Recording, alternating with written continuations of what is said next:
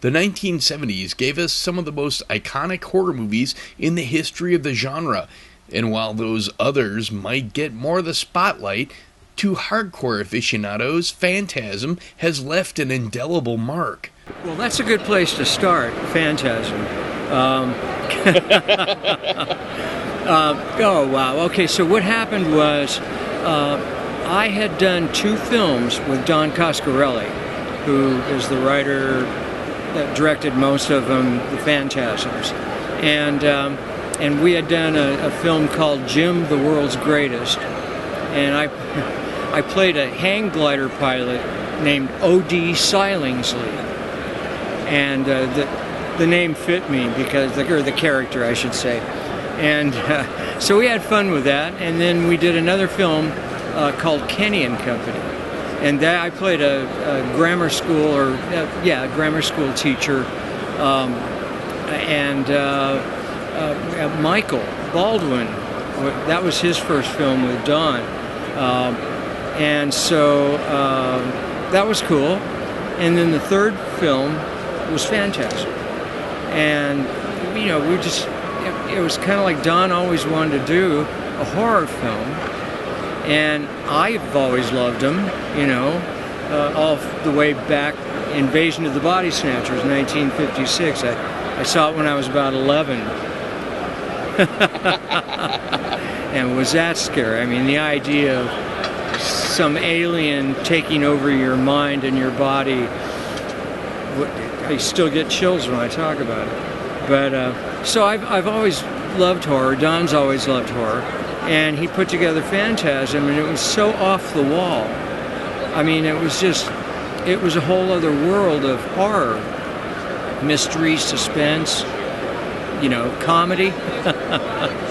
Because, you can only go so far with horror before you have to laugh. You got to give the audience a chance to laugh.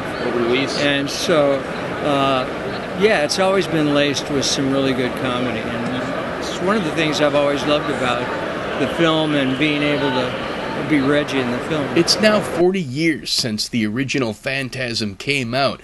I asked Reggie, could he even imagine that he'd be talking about Phantasm and its impact on film and the horror genre so long after the fact? I never really thought about it. I think maybe I thought about it at first, from the first film, but I'm an actor, and I thought the first film was really good, and I thought that a lot of people would be able to relate to the characters, and there would be a takeaway for them,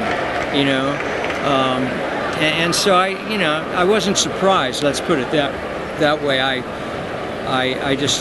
wasn't surprised that Don called and said Universal wants to do a second Phantasm, and I think a third. And I said, Universal Studios? And he goes, yeah. And I go, okay. Where do I sign? Just show me the dotted line. That wasn't too common back then, that the studio would already be talking about a sequel to the sequel. No, I know. That's true. But they bought the rights for 2 films. And it was going to be 2 and 3, and they gave us so much money for 2 to make the film. I couldn't believe it. Here I am making little independent films, but I'm just doing it. And all of a sudden, I've got a bank account. What? Seriously? And I didn't have to do weird stuff to get it. Could he imagine ever that there would still be Phantasm movies being made almost 4 decades after the original? I know, it's just far out. Like I said, 5. Really? Wait a minute, it's a horror film. 5? Reggie said that even though as things started to pick up steam and they started to get a little bit more success, his early roots in independent cinema really kept him humble. I've had my day jobs, trust me. I was a taxi driver in Long Beach for a long time. Really? Yeah, and then I ran a program for kids. They used to have, we used to pick up kids that needed to get to school that had disabilities. And so that was cool. Well, it's a trip, you know, but that's, you remember the Nike commercial ad, "Just Do It"? Well, you know, I was really happy to see that ad because I think that's a very key phrase for people to keep in their hearts and their minds. Just do it. You know, what do you want to do?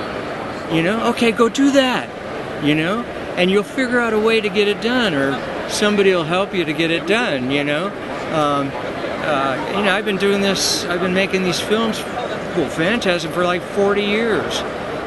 40 years, 5 of them. Come on, you know, and a lot of other good stuff in between. So it's just, you know, it's been great. That was Reggie Bannister talking about the Phantasm film franchise, a surprise success and icon in horror film history. We'll see you here next time on Hero Journalism.